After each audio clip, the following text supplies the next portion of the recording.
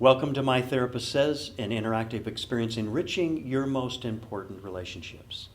During today's event, I'll be your host and moderator as we present When Loving You is Killing Me, Creating Healthy Boundaries with Addictive Loved Ones. Are you in a relationship that feels as though you are smothering to death, or for some reason it feels as though you have no say whatsoever in the relationship? Would you like to find freedom and perhaps develop relationship skills that will help you manage that painful relationship? Dr. Jim Coyle is with us today, a licensed marriage and family therapist and a specialist in this area of relationship health. He has an earned doctorate from Azusa Pacific University, a Master of Arts in Counseling from National University, and a Bachelor of Arts in Biology from Point Loma Nazarene University. He has previously worked at Scripps Memorial Hospital and Children's Hospital's Department of Outpatient Psychiatry, where he created and administered 2 intensive programs designed to address clients struggling with addiction, depression, anxiety, and impaired family communication. As a professor, Dr. Coyle has taught courses at Azusa Pacific University's Graduate Clinical Counseling Program and Point Loma Nazarene University's Master of Arts in Clinical Counseling program as well. Today's broadcast takes place before a live audience and live streaming while offering practical solutions. It's like having your own relationship specialist within the comforts of your living room. I hope you will sit back, relax, and take in these life-changing insights. Please join me as we connect with a live audience and My Therapist Says. Well, once again, welcome to My Therapist Says, and we want to welcome Dr. Jim Coyle. Thank you for being here this evening. This topic of When Loving You is Killing Me, Creating Healthy Boundaries with Addictive Loved Ones. Would you join me in welcoming Dr. Jim Coyle? Thank you. Thank you very much. Can you hear me okay? Very good. Hey, well, we're going to be talking about boundaries, and I was thinking about it on the way here. I can recall this conversation I had with my wife. Well, actually, it wasn't my wife then. We had just been engaged. And she said this to me, and see if you can pick up a boundary or something else in here. She said, just think, honey, when we get married, your money will be my money, and my money will be my money. I was kind of sitting there scratching my head for a little while. And well, anyhow, that's just kind of a lighthearted way of looking at boundaries. I also had another object lesson on the way here. You think God might illustrate a boundary on the way here? I'm on the way here, and I'm not familiar with the area, and my GPS was telling me to go straight on this particular street, and I was on the far right turn, and the far right lane actually requires that you turn right onto a freeway going west, and what I needed was a freeway that was going east, and I sat there for a long time. I really wanted to go straight when it really wasn't supposed to, right? And I thought about it, and I thought about it. I go, and lo and behold, a car pulls up behind me that kind of made me think I probably need to make this right turn. And it was actually, you can guess it was a police car. And so I made that right turn and made a round trip here. But let me share a story with you. Some of you may be familiar with Dr. Henry Cloud.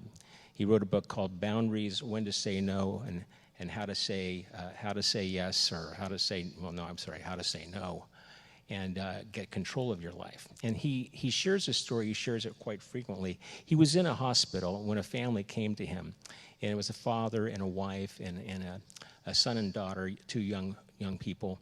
And he said, "How can I help you?" And the father said, I want you to help me with my son." And he said, "What's going on?"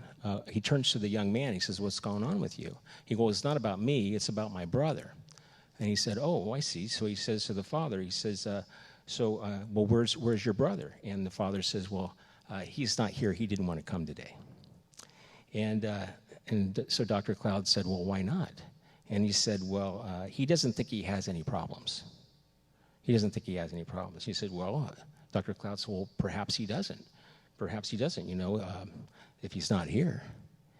And so the father said, "Oh, yes, he has a lot of problems. He's got a lot of problems." And he said, "Well, what kind of problems?" Dr. Cloud says, "What kind of problems?" He says, "Well, he's got a flunk out of school problems. He says, well, and Dr. Cloud says, what do you mean? Well, he's flunked out of 3 colleges. He said, well, what happened? Well, he says, well, I got him in the first college because he didn't have the grades and I was on the board.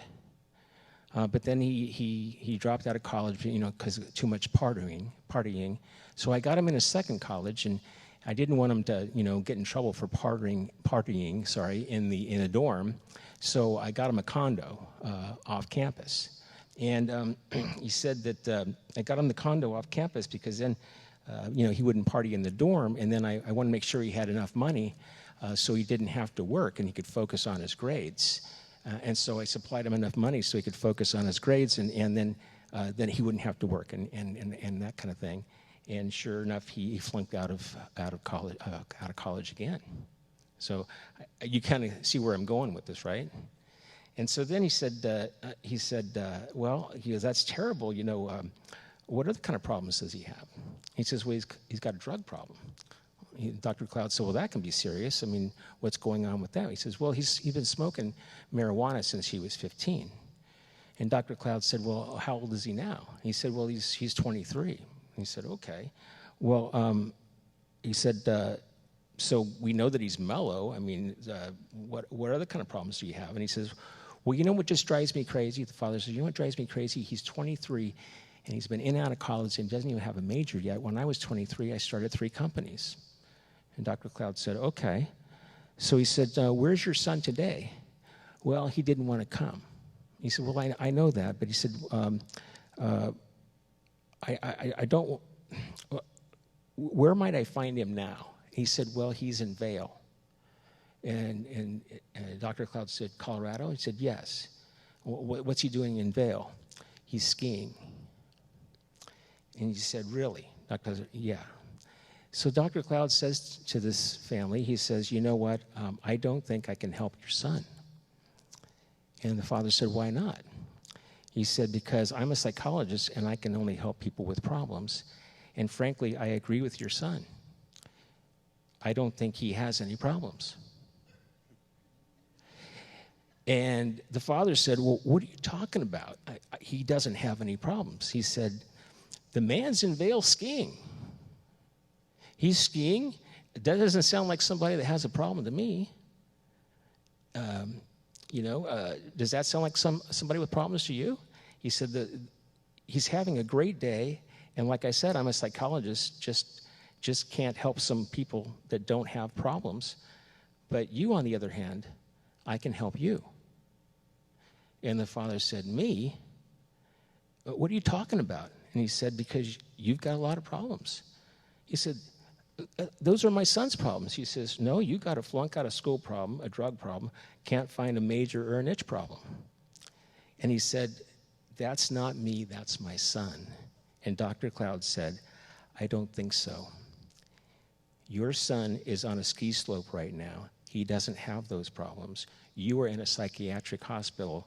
Now you think about it. What kind of people come to a psychiatric, people with problems, or would that be you? And he says, but these aren't mine. And Dr. Cloud said this, but you own them. You possess them. You are all about worry. You guys are all, he says to the family, you are all worried about him. You're the ones that stay up at night and obsess about this. He doesn't have a care in the world. In fact, he has got what everybody wants, a new house, plenty of money, free time.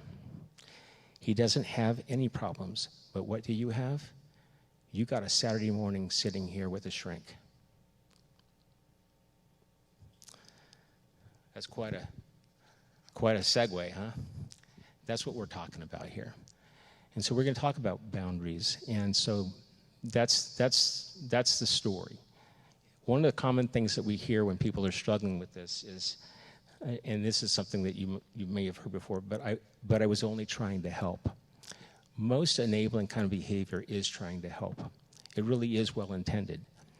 But the other one we hear is, but deep down, he's really a good kid. And so we're going to talk about what boundaries are. One of the slides here that we have here this is written by Jane Austen. Some of you might be familiar with some of her writing.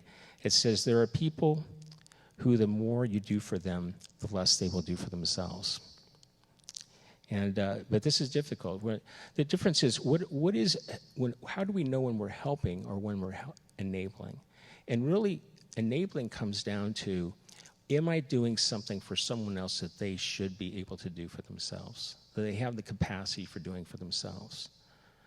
So there's a difference about getting someone help. I think about, there were people who reached out to Jesus for help, right? They came to him for help. But there was another story about someone who was unable to get to Jesus for help. And the friends, right? The friends of the man lowered him through the roof to get help. And that's helping. But the other definition I'm showing you here, and I can't read this from my slides, but this is just another definition that Cloud and Townsend give. Boundaries are personal property lines which define who we are, what we are responsible for, and where we have limits and limitations. It's what's okay for me and what's not okay for me. And then it gets blurred. Here's another definition. A boundary is a definite place where your responsibility ends and another person's begins. It stops you from doing things for others that they should do for themselves.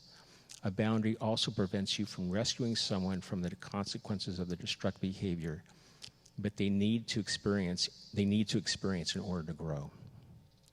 Okay? And so that's what we're talking about here, is what are boundaries? So boundaries involve setting limits. Boundaries are involved about what is my responsibility and what is not my responsibility. And when you're working with people who struggle with addictions, this is gets to be a really murky area, because some of the choices that we make, especially sometimes it might be something that we've learned from our own families of origin. I mean, children of alcoholics who come into a family and have a family member who has an alcoholic or an addiction problem, some of this stuff comes second nature to them, to rescue in ways because it feels like love. It really does. So, and in some cases it's a survival skill, but this is really where we're going here, about what are boundaries that we need to do to help us live and help them live too. We're going to go on further. Here's another thing I want you to think about. Boundaries are designed to protect your health and safety, and that of your family, and even that of your addicted loved one. It won't feel like health and safety for them, but it will. Because we all need certain boundaries. When is a fish its safest? When it's in the water. When is a train its safest? When it's on track. So we do need some boundaries. And sadly, I have clients, and what I'm trying to do for them is to reinforce them. First, getting them to understand what a healthy boundary is for them and explore that with them and help reinforce that. One of the things that's very common, just so you know, I'm getting ahead of myself a little bit here, there's a tendency to draw a line, and if I were, I could stand up and illustrate this, but I won't. But some of us are familiar with the dance, the Texas two-step. I call this a codependent two-step, and I sometimes will illustrate this for my clients. I'll stand up in my office and I'll say, okay, here's the line. If you cross this line, this is what's going to happen. And they stand at that line. And their addicted client, or not client, their family member crosses that line. And what do? They back up 2 steps and draw a new line. Oh, here's a new line. You do this is what's going to happen. And then they back up 2 steps. This is about really kind of coming to grips with what are those things that we need to set in place for ourselves, for our own health and safety. Okay. Boundaries involve setting limits and allowing consequences, and we're going to talk about what some of those are. I just gave an example of the one I almost experienced with the policeman behind me. So biblical boundaries. You think there's some examples of biblical boundaries? Here are a few. Jesus demonstrated some biblical boundaries here with when he said to the disciples, "Come with me by yourselves to a quiet place and get some rest." Quiet place and get some rest. Some folks that live and love an addict, that's very difficult to do. And so sometimes these boundaries are designed for the health and safety of themselves and their family members, including their addicted one. The prodigal son. You think when the son leaves, he had to know nothing good's going to come from this, right? Correct? Did he run after him? Or did he let him experience the natural consequences of his behavior? And it's upon having the natural consequences of his behavior that he had the insight to return home. The rich young ruler. When Jesus tells the rich young ruler what's required for eternal life, the rich young ruler walks away sadly. Does Jesus walk after him and say, you know what, that was a harsh deal? Let me renegotiate? No. Jesus tells the disciples, I think this is a powerful statement. He says in Matthew 10:14, if anyone does not welcome you, doesn't want to hear what you have to say, dust off your feet and walk on. That's a boundary. He says, don't go where you're not invited. Don't force it down their throat. Move on. That's a boundary. We'll continue. And there's several ways in which action is required. Jesus required certain actions for healing. Very often he required that the withered person's hand, that he extend his hand. He required the lepers to go get in the pool. There were certain actions he required of people. He told the person with a mat to stand up and walk.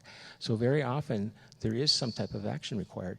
I mean, even the boundary of confessing our sins. 1 John 1:9 is a boundary. If we confess our sins, he is faithful and just to forgive us our sins. So the Bible is really replete with boundaries. Okay, we'll continue. Next. Okay. Just another thing is that the boundaries are really allowing us to keep what's in and what's out. They're more like fences. They are with gates. It allows us to determine what are we going to allow into our lives and what are we not going to allow into our lives. They keep us from feeling used or being taken advantage of. It keeps us from giving up who we are. So sometimes when I'm working with a family, what they'll find is that they feel more whole when they've been consistently applying their boundaries and living life more fully. And they feel like they're getting back to themselves and who they are. You face a risk in setting boundaries. You need to know that and gaining control of life. The consequences will be counter moves on the part of whoever is trying to control you. They will use anger, guilt, blame, and all kinds of form of manipulation. So one of the things I work with my clients on, I want to let you know, is when you set those and you begin to be clear about it, you can expect a response. This is just a little cartoon that says the one saying, you've got a problem with avoiding personal accountability. And the other one says, yeah, whose fault is that? So we can move on. Boundaries are help us to determine what we're responsible for. We are responsible to ourselves, and we're not responsible necessarily for others. Responsibility involves action, so that's pretty clear. I want to make sure that you understood that as well. And the other thing I want you to be aware of is that really we want you to be a safe person. You can be a safe person and not. Boundaries doesn't mean you withdraw emotionally. It does not mean you withdraw emotionally. Emotional withdrawal is a form of manipulation and dishonesty. When you're not withholding love, you're just setting limits with what's okay with you and what's not okay with you. So you can do that without withdrawing emotionally. You can still say, I love you, I just can't accept this type of behavior.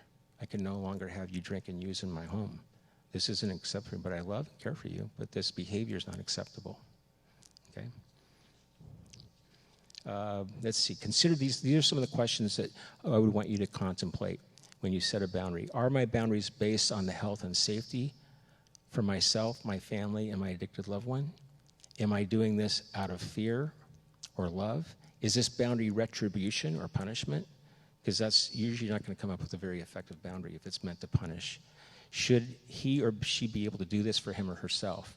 If you are rescuing somebody, then that's a form of enabling. This would be a lack of boundary. And are your actions going to solve a problem based on your guiding principles, wants, and needs? Are your actions or are your boundaries based on your guiding principles, your wants and needs? Sadly, sometimes some of our reducing our boundaries allows us to cross our own boundary, our own moral system or ethical system, like lying for someone. So that's why it should be based on your guiding principles, because a lack of boundaries oftentimes will have us do something that in ourselves we know is unethical or immoral. That's how vexing this issue can be. And then we need to evaluate the pain our boundaries can cause other people. And just because someone's in pain doesn't mean something bad is happening.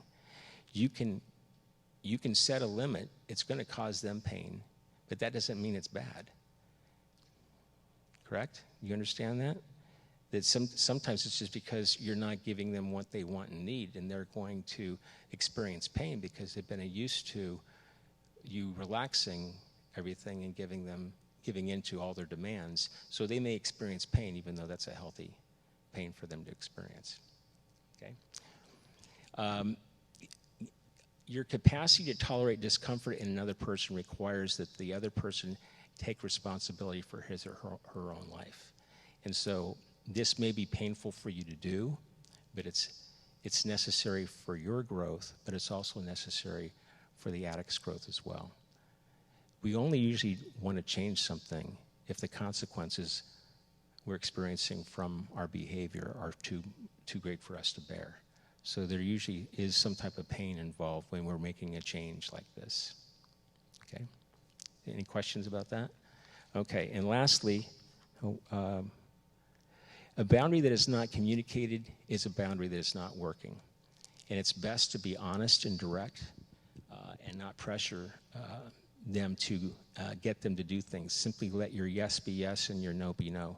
That's what Scripture asks for us to do. So when working with clients and when you're thinking about boundaries, you really need to start listing them and making them very clear. I think I've got some other slides that give you some suggestions. One of the things that we do is we have the family agree, whoever's impacted agree on what those boundaries are, and they write those down, and we make a list of those boundaries, and then they have to agree to uphold those boundaries with the consequences. Because if it's just a boundary that is just an empty ultimatum, it's worthless. I mean, the laws that we had in our state several years ago on drunk driving were not worth the paper they're written on. There was a certain organization that was fed up. Do you remember what that was? That changed the laws and stiffened them. It was MAD. It was Mothers Against Drunk Driving that changed the way law enforcement and our legislation addressed drunk driving. So those boundaries have to be upheld, and the consequences have to be upheld as well. We can go to the next slide. I encourage your families to list the behaviors that they find problematic. Meet as a family, compare your list, and then compile what list you are going to do. And then we're going to meet. You go ahead and meet with the family, and you present these boundaries to them, what you will and will not tolerate. We'll go on to the next slide. These are just examples of some types of boundaries people will set. No drug use also includes any drug paraphernalia in the home. No one under the influence of drugs is welcome in your home, things of this nature. And so there's just another list of a number of different things that people will identify, and they will then present them to their family member and then hold to it.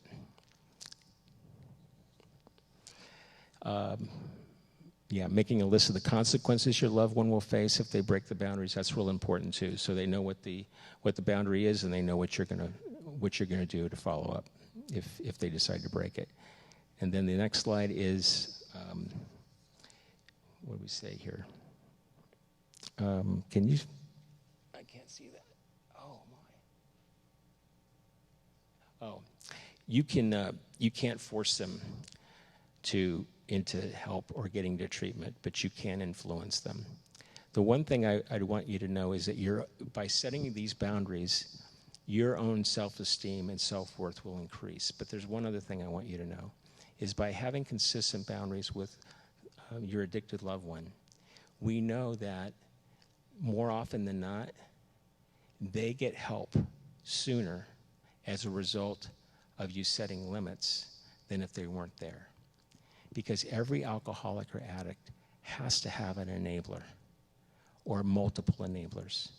So if there is one less system enabling their behavior, they're probably going to face consequences sooner, and more often they will get the help that they need. It may not be immediately, but it very often happens when the family gets in recovery and they set limits and they're clear about it. It's one less system that enables their behavior. That's why they're so important. But the other thing I would encourage you is, if you're going to embark on doing this, don't do it alone. Avail yourself of support with people that it can help you be consistent. You know, I was reminded of Moses, who was, was victorious as long as his arms were raised, but he got fatigued and he needed other people to come alongside and hold his arms up. We all need that. So when you're doing this, if you don't need to do it on alone. Get support from other people who maybe have been there, done that. Thank you. Very much. Dr. Jim Coyle, thank you. I was going to mention that whenever I'm doing an intervention or working with a family that's trying to intervene with an addict, alcoholic, someone who's into heavy drugs, various things, I've actually called you, and you've walked me through, at least once or twice, that I know that you've walked me through an intervention, how to do this. Dr. Coyle has quite an illustrious background. In my center, the Center for Enriching Relationships, we have about 30 psychotherapists. Dr. Jim Coyle is our veteran.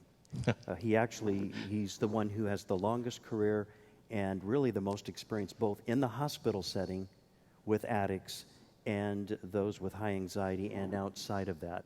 And I believe you also developed 2 outpatient resources for Scripps Hospital and then Children's Memorial Hospital as well, and has just worked with lots of people and addiction. So he is the person I would choose for this presentation this evening. So I'm so glad. Thank you very much for this.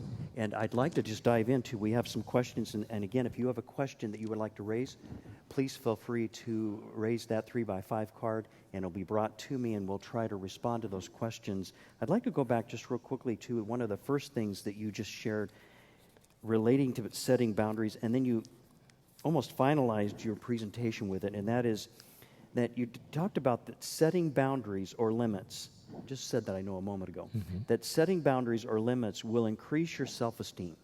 I'd like to sit on that for just a moment and ask your professional opinion. How does that develop self-esteem, and how does self-esteem help us? Because most people, I think you may have experienced like I have, that most people who say, I want to set a boundary, but then I do that 2-step, and I take a step back the next time they breach it because I'm afraid that I'll lose my relationship with the person, or they'll get so mad that they'll do self-harm, or something catastrophic will happen.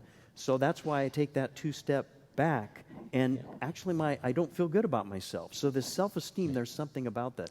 What are your thoughts? Well, one of the things that the impact of alcoholics and addicts, I'm just going to say some things categorically, and you need to know that I'm going to share bias with you, but it's also, you can take it or leave it, but it also is informed with about 30 years of experience working in this particular field. It functions on blame and denial. It's actually, even in the AA, if you went around it, they'll say it's the disease of blame and denial. Now, we're not too separate from that, because that's exactly what Adam did, when he was caught, with the apple. I ate of the fruit of the woman that you gave me, right? So he was escaping by even blaming God. But one of the things that happens, that the impact of living with an addict is oftentimes the people who love and care about them personalize it. They actually do believe maybe they wouldn't drink or use if I was a better mother. If I need to do more. Even children of alcoholics and addicts think my father or my mother wouldn't drink so much if I was a better child. And so they don't realize it has nothing to do with them. When they begin to set limits and start doing things for themselves that protect them, they actually will grow. It gives them room to grow. And when they also quit buying that lie, the 3 things that they need to learn is I can't control it, I can't cure it, and I didn't cause it. You didn't cause it, you can't control it, you can't cure it. The fact of the matter is that when they begin to realize that, and they can face the onslaught of the alcoholic and addict also too has this sincere delusion that it is everybody else's fault when they're living there. So when you're not living with that delusion anymore, it's only natural for your self-esteem to grow. Plus, as a result of having the boundaries, and you're not so obsessed and consumed by the addict and what they're doing, and you're not accepting responsibility for their behavior and realizing they have free will and free choice and they're going to do it, then it frees you up to actually do those things that are healthy for you. I often, when I have a mother or father, particularly a mother or a father, but either one, I will oftentimes prescribe them to do something. I said, when was the last time you've done something that nurtures your body, mind, or spirit? When was the last time you did something that nurtures and they can't think of anything?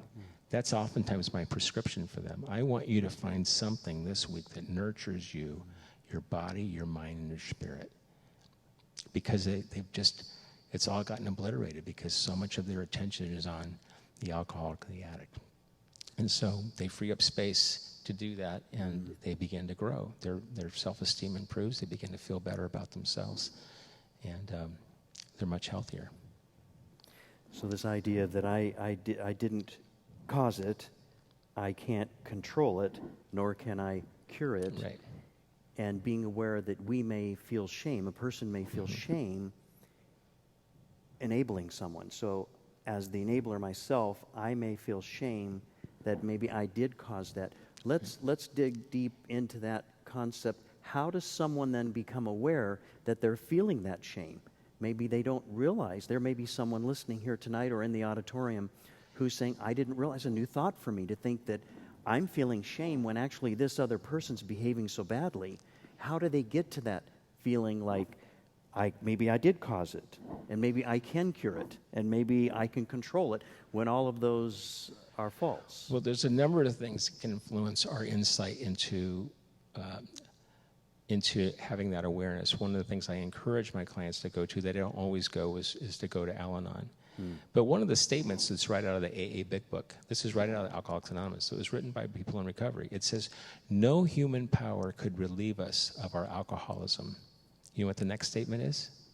But God could and would if he were sought. So it even says, they are even saying that about themselves and to us. No human power could relieve us of our addiction or alcoholism. But God could and would if I were sought. To answer your question, what I try and do is help them see that, and it's really helpful when you're actually working with a family or they're in some kind of treatment program, because I've even asked my teen clients, the mom saying in group, you know, if I was a better mother, he wouldn't have used pot. And I'll turn to the teen client, I'll say, what do you think of that? And I've had teenagers tell their moms directly in a group setting, Mom, you didn't put the joint in my mouth. Mom, you didn't put the meth up my nose. You didn't snort the cocaine. I did that. Dad, I did that. So it's very powerful when you're in a family setting or in a group and the client is getting treatment. It's much more difficult when they're still out there living that lifestyle and they're out not getting the kind of help they need.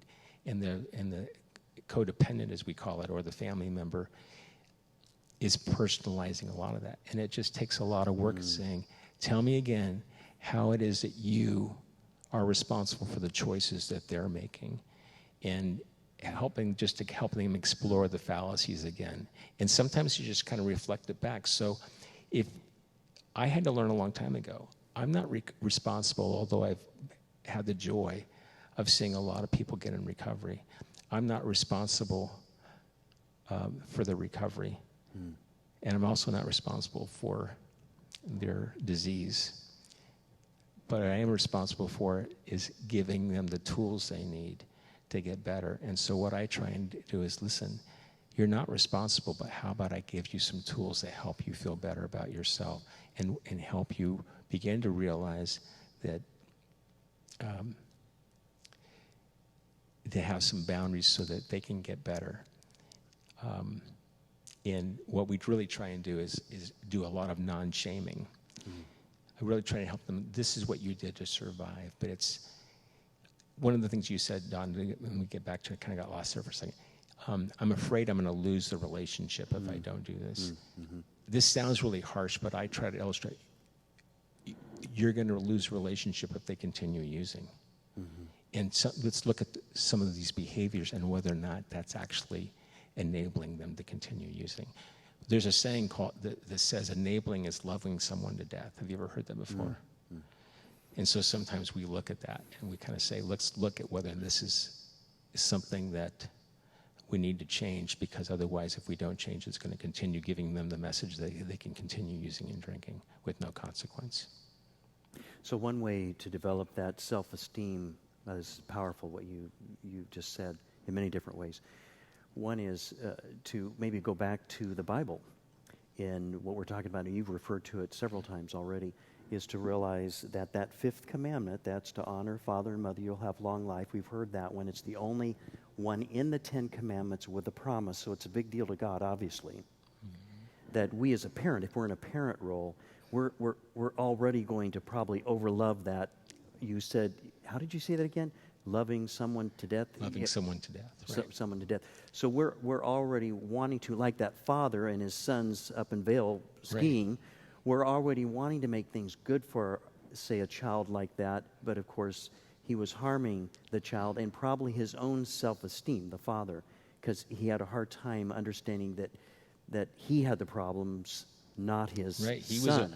He was owning the problems, and the difficulty is what I sometimes will help my clients see, and I really try and develop a therapeutic relationship, because this is going to sound harsh without knowing that, but sometimes I can help them see that they're actually infantilizing their child. They're maintaining that, because if you don't, we all learn from the consequences of our choices. When the first one, you can tell your child, you don't purposely have them touch a hot stove, right? But if they touch a hot stove and they experience the pain of it, they're probably not going to touch the hot stove again. Mm-hmm. We all experience that. But what happens, enabling, is when we jump in the middle. And when we get in the middle between someone and the consequences of their choices, they don't see that anymore. I used to illustrate this. I draw a person who, the wife, the husband is hung over the next morning, and he says, "Can you call in work and tell them I'm sick?" And so she does. And so he doesn't see the consequences of his choices anymore, because she's rescued him. But you think he still feels it? What emotions would he be feeling? He might be feeling guilt, right? He might be feeling out of control. He might be feeling anxious, because maybe this has happened before. And how long is he going to be able to do this and still hold that job, right? He may be feeling physically sick. He may be feeling disgusted with himself and out of control, because maybe this has happened multiple times, right? You imagine that can all happen from that one instance? But he has all those feelings, but he can't connect it to the consequence, because she's rescued him from the consequence. So what's to prevent him from not doing it again? So one of the things that I have my clients do is this: they don't call in anymore. In fact, I had a grandmother who was taking care of a long history of addiction in their family, and she was taking care of her nephew. And she says what she does now, what she did when she was first doing, he's sober now. Grandma made some big changes. She said that when work would call, she'd say, Dwayne is not there because he is inebriated. And he was sitting right in the room. He's inebriated. And he says, Grandma, I can't believe you just said that. And sure enough, slowly but surely, he went to go get help. So he's not rescuing him from the consequences anymore. Yeah. Go ahead. I didn't mean to interrupt. No, Yes. You can't grow otherwise. You Yes. cannot. You can't learn. We've all had experiences where we've learned from the consequences of our choices. That's part of the hallmark of adult maturity. Not that I'm any emblem of it. I'm a recovering adolescent myself, but the hallmark is taking responsibility for the choices of our behavior, and that's really what the goal is. And so that's what we're working on. And so self-regulation, taking responsibility for my behaviors, self-regulation, something we try to teach our children early. If you ask any parent, that's one of the first things they will typically say. You'll ask them, what's one of the first things you've tried to help your child learn?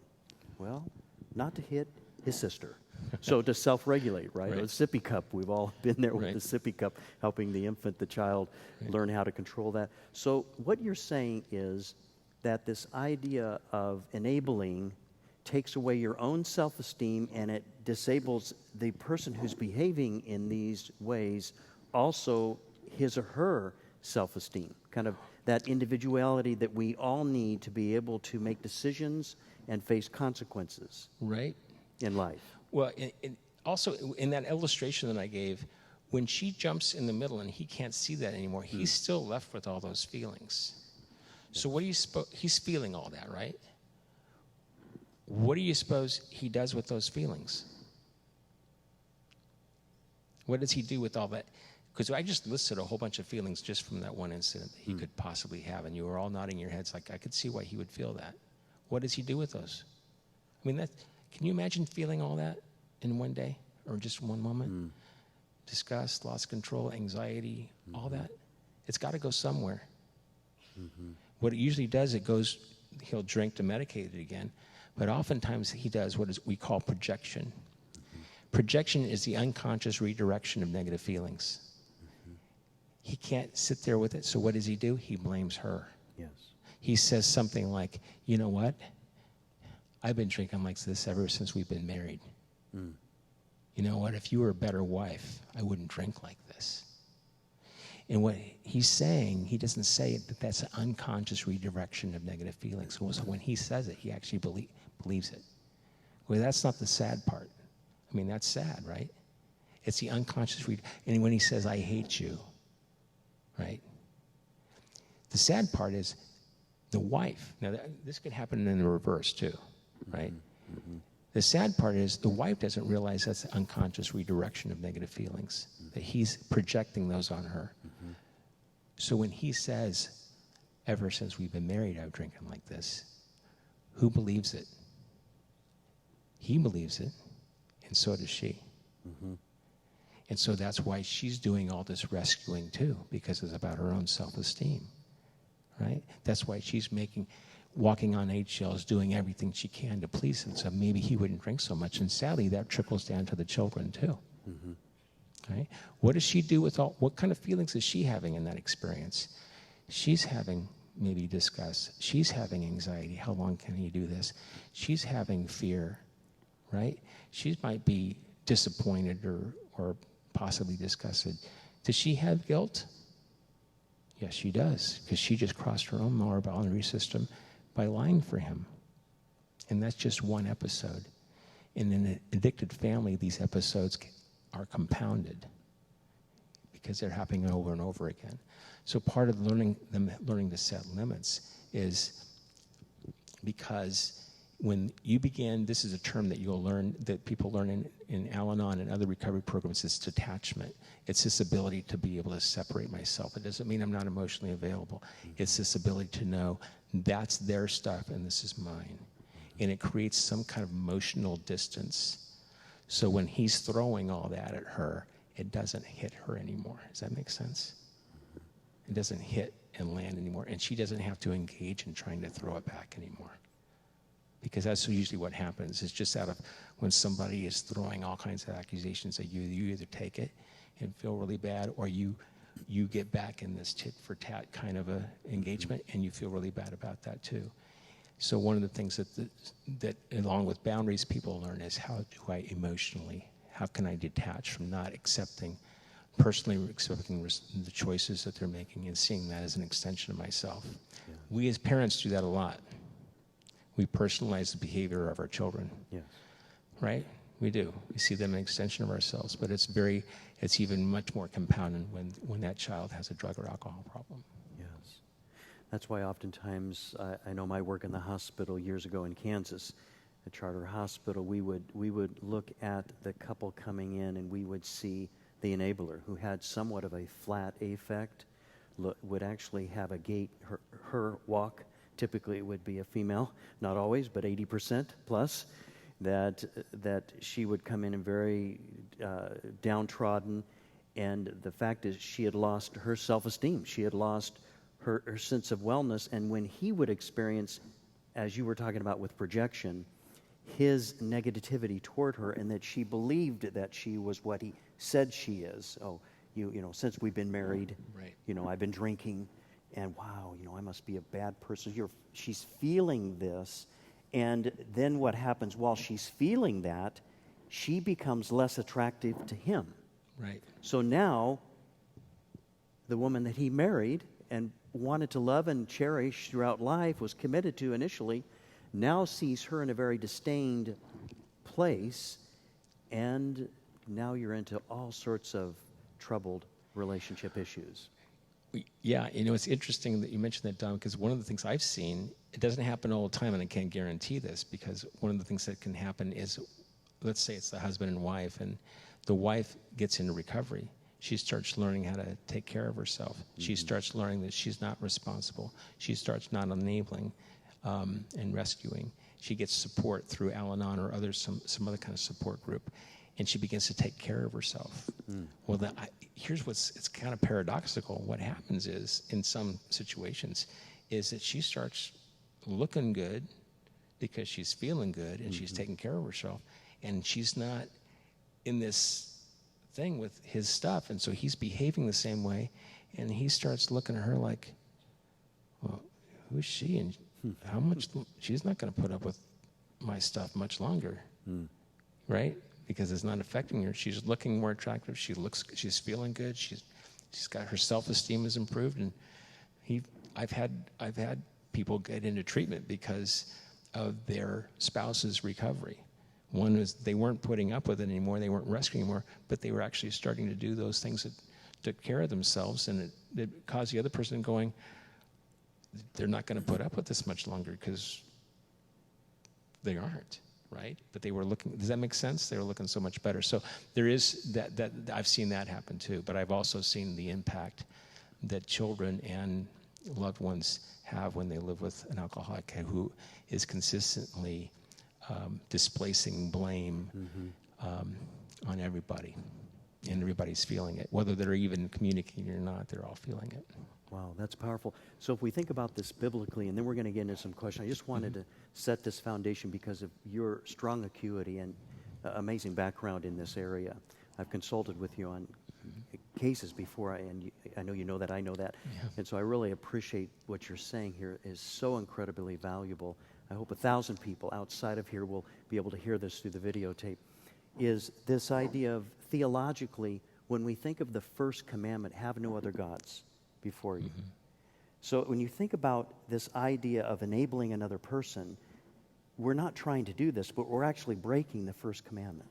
God placed that as the very first. So we become a god to this person that we think we can cure, but you already made it clear. You can't control it, you can't cure it, and I didn't cause it. Right.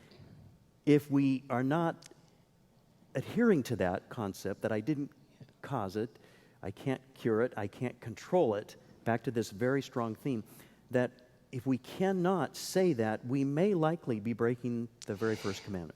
I've never heard it put that way, John, but you are for people who are involved with this, they are so obsessed. I mean, their life, codependency, if you think about the alcoholic, they are trying to control something they have no control over, which is their use of drugs or alcohol, right? The codependent is trying to control something that they have no control over. And so they have a parallel process. And so in some ways, we say that, I've worked with clients long enough that one of the steps in 12-step programs is we turned our will and our life over to the care of God as we understand them. And some of those folks don't have any kind of faith background. And they go, I don't know, I don't have a God, or I don't have a higher power, or I don't have anything. I said, well, yeah, you do. Yes, you do. I want you to insert your drug into that third step. We turned our will and our life over to care of, insert drug, as I understood it.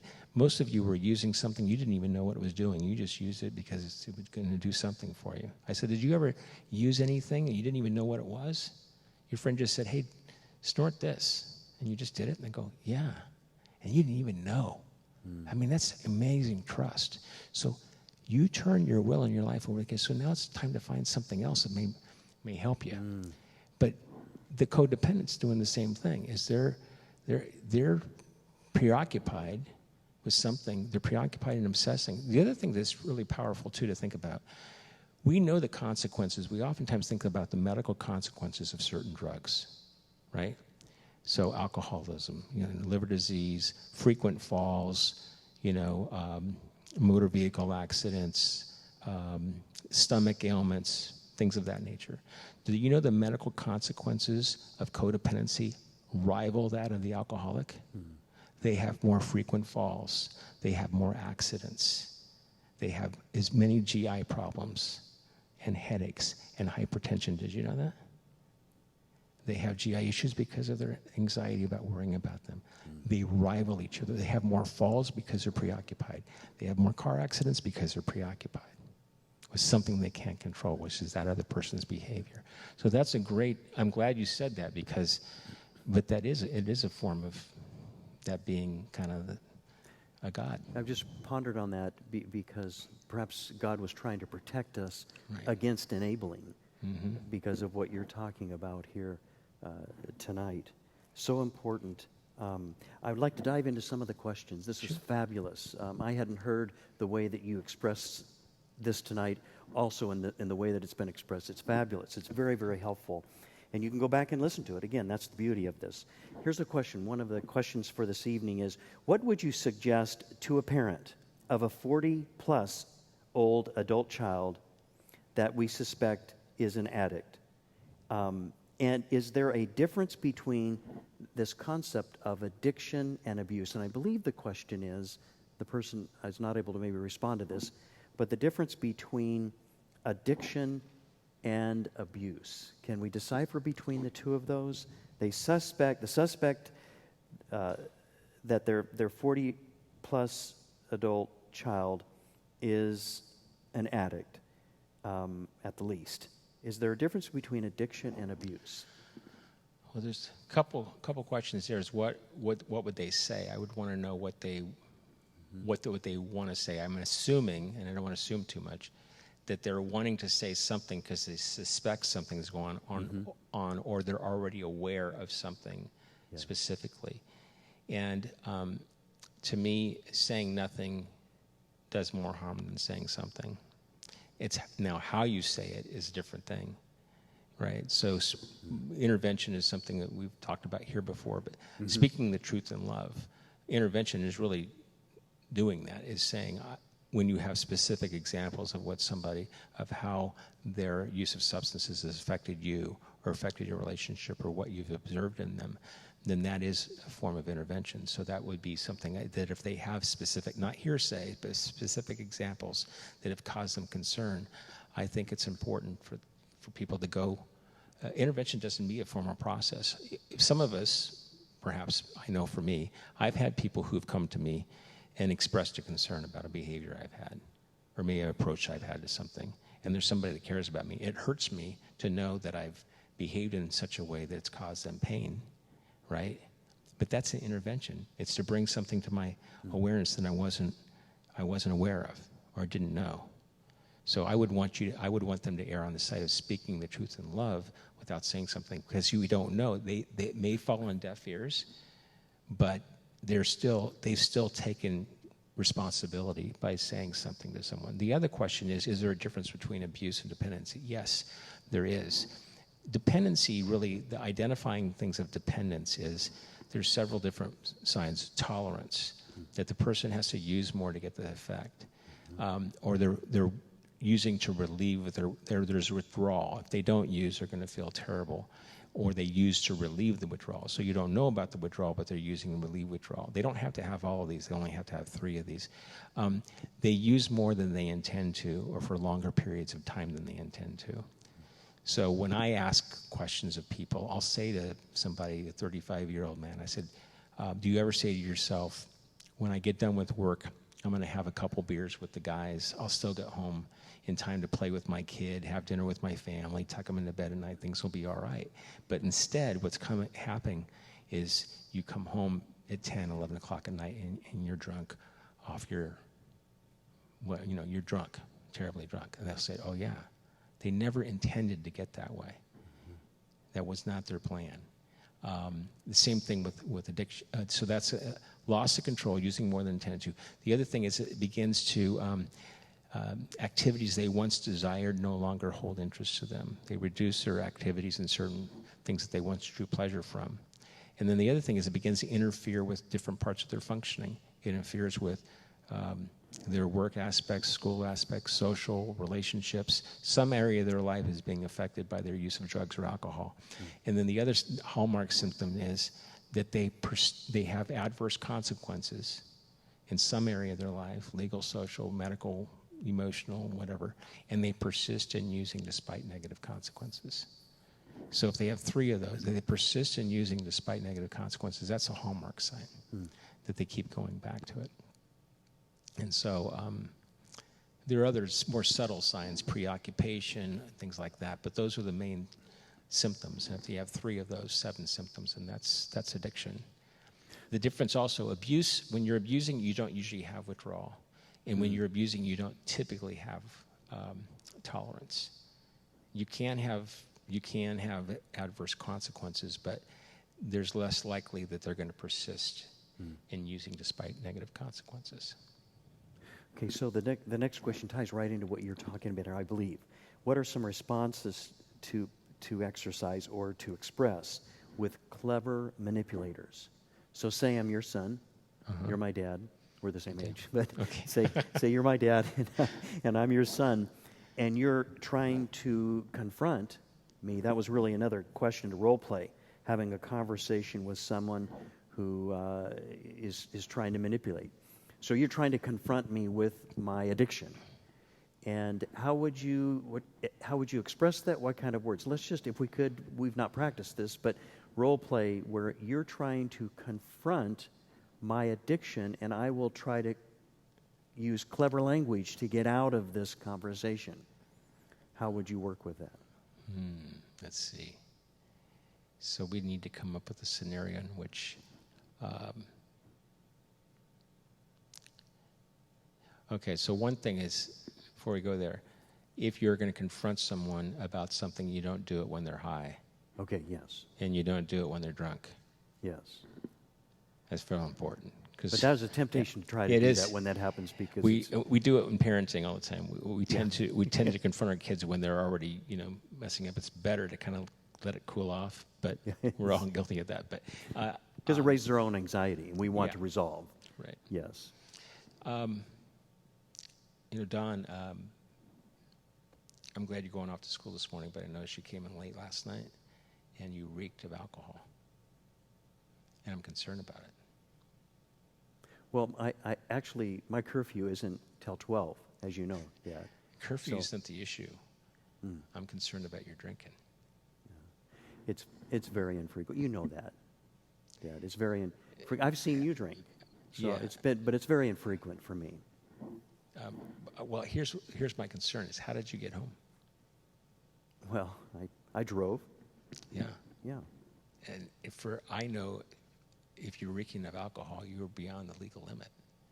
Well, I can control my liquor, and I was clearly aware of what I was doing driving home. So I'm certainly, I appreciate that, but I guess you may or may not understand, but you're not going to be driving for a couple of weeks. I'll be taking you to your work, and I'll be taking you to school. What? What do you mean you're doing that? That's my car. I put most of my money in that. Yeah, well, maybe you'll think about that the next time you drink, or maybe not. But for at least the next 2 weeks, you can't do that to me. I'm 17. I'm 17. I'm almost 18. Yeah. Yeah. Well, I get you off some decisions to make when you're 18 and you're not living in the home anymore. I hope you make some wise ones. But I have a decision to make too, as far as you being your father, and you're not driving the car. Okay, so real quickly, how do you stay so calm? And this is, I think, Dr. Jim Coyle. How do you stay so calm in your response? Because if you'll notice, that's difficult to do. And of course, we're play acting, and we haven't practiced this. But I see that response is important. You practice this. How do you get to the place where you can stay on target and task? Well, I think it's kind of funny because I have had some of those conversations, not with drinking, but I think I think it has been helpful that I had a lot of practice with adolescents before I had a couple of my own. But the one thing that helps is it's much more easy when let me put it this way. When I work with clients, I have them write down these expectations. I actually have, if I'm working with a teenager, I have them write a list, and I'll say, I want you to write down what your parents should expect of you, and I want you to write down what you expect of your parents. And then I want to write down a list of what are behaviors that are okay or not okay, and what are the consequences and choices. And I have the parents do the same thing. And I tell my teen clients, if you don't write a list, you don't want your parents controlling your life, right? They go, no. I said, well, this is your opportunity to write down your own list. Now, if you come back next week and you don't have a list, then you're basically telling me that it's okay for your parents to control your life. But you have a voice in this, so it's collaboration. Wow. But they write down, so one of the things, a reason why I want them to come to an agreement on the list, and most of the time they say, yeah, my parents shouldn't have to tolerate somebody using or in their home, blah, blah, blah. They'll come to that understanding. So, but they have that list, and they have this contract, and the adolescent signs it. So that what we just role played was that where that hadn't taken place, but the adolescent signs it, and then it's the job of the parents to not just, where they fall down? Oftentimes it's not giving the reward. They want to do the carrot and stick approach. It's not all stick, folks. Think about where you work. Well, maybe where you work is all stick, I don't know, but we have certain incentives, right? We all operate on rewards, and the consequences of not doing that. So the contract has all that in there. But then the bottom line is they have to follow through with it. And I've had parents, and rightly so, the kid will say, hey, my mom and dad didn't follow through with the reward. And the parents arbitrarily decided that they were going to move that out. I said, you know what, you're moving the goalposts after the game has started, right? You wouldn't like that if you're working at your place and you were expecting a bonus if you did this, and your boss said, hey, sorry, we needed another quota for you to arrive at that bonus. You'd be upset. So that's part of the reason why we have that written down, but I've had that happen. The reason why I could stay so calm, I think, is that's part of it. We role play these things.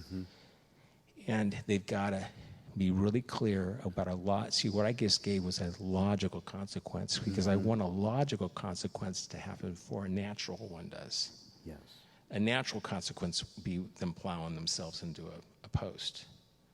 I don't want that to happen, right? So part of the reason why you want to have these boundaries is it's health and safety. I want them not driving because I don't want them to have the natural consequence of plowing into a car. A logical consequence is they get pulled over. That's a DUI, right?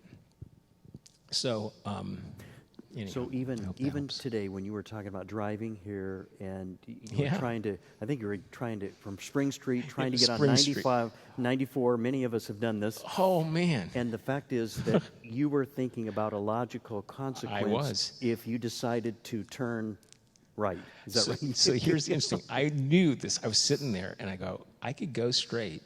I know I could go straight. When this light turns, I could get right over there and just go on east. And I'm like, I know I need to go the way the law, it's really clear.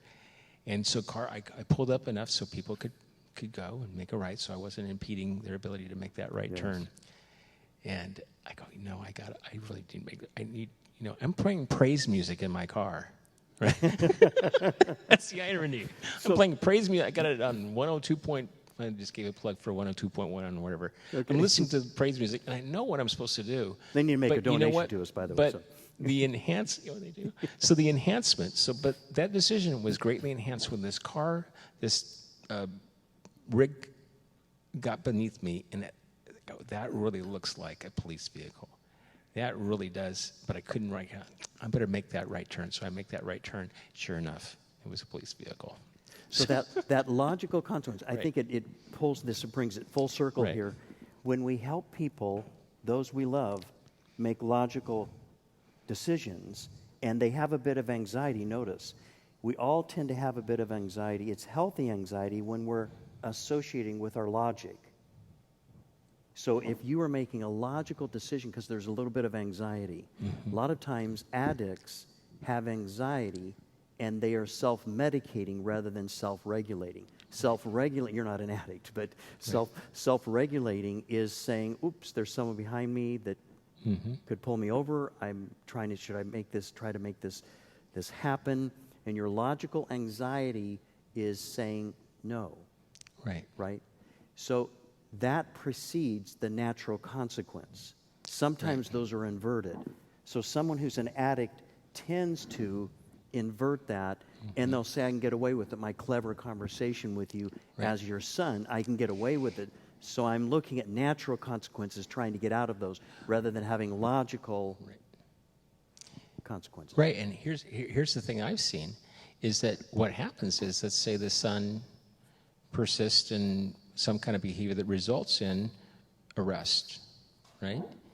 Well, enabling, the parent comes alongside and rescues them from the consequences. They pay the fine. My daughter got a traffic ticket, her one and only, and it was a pretty hefty fine. She paid the fine, right? But I remember I had a client at Scripps, and the young man left treatment, and we were a voluntary program. He took off, and the parents were really upset. He goes, if he doesn't come back in the program, then he's gonna go to jail. He's gonna be locked up for at least 3 to 6 months. I said, okay. Well, he's gonna be locked up for 3 to 6 months. I said, well, hopefully he comes back. I said, can you tell me what was he in trouble with before? Well, he'd had 3 or 4 arrests. And I said, what happened? Well, you already know what happened. Each time they bailed him out. I said, is it possible that the first time when he was sitting in that jail cell, he was sitting there and you didn't come until you were supposed to come, and you didn't bail him out, that he would put cause and effect together? Man, maybe it's not my mom and dad. Maybe the reason why I'm here is because I used drugs and alcohol. I better not do that, because I can land in here, and I don't like it in here very much, and so I'm not going to do that again. So when you jump in the middle, you don't allow cause and effect to happen. And that's what is prevented when people are rescuing somebody from the consequence of the behavior. They can't see cause and effect. They can't learn that the stove is hot. Yeah. So that logical consequence. This is a fabulous evening. We have about 2 minutes left. I want to say a couple words, and I want you to join me, if you would, please, in thanking Dr. Jim Coyle for his presentation and what he's given to us this evening. Thank you. Thank you. Thank you. What a delight. This was a fabulous. I know you're going to have family members and others who are going to want to listen to this presentation. May I just invite you, our next presentation is the new way of viewing addictions, and that is by Dr. Julie Hayden, a clinical psychologist who will be with us. You're able to see her on the slide there. She has been with us on numerous occasions. She's been part of Southern California Seminary.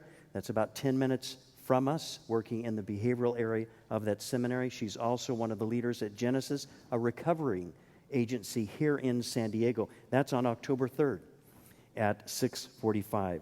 So we invite you to join us that evening. May we have a word of prayer, and we will conclude for this evening. Heavenly Father, thank you so much for your presence here this evening. You did not make us to be addicted. You did not make us as human beings to enable another person in a negative way. This is a very delicate subject, and really almost very challenging to put feet to and to make it happen in a way that's very helpful. So I pray your blessing upon those who are here in the auditorium, those who are listening live streaming, and those perhaps who are listening to this via video post this presentation. So we thank you for your presence. Go with us now. We thank you for all that you're doing in each of our lives. We give you praise in Jesus' name. Amen. Well, God bless you, and please have a wonderful evening. Thank you for coming to My Therapist Says.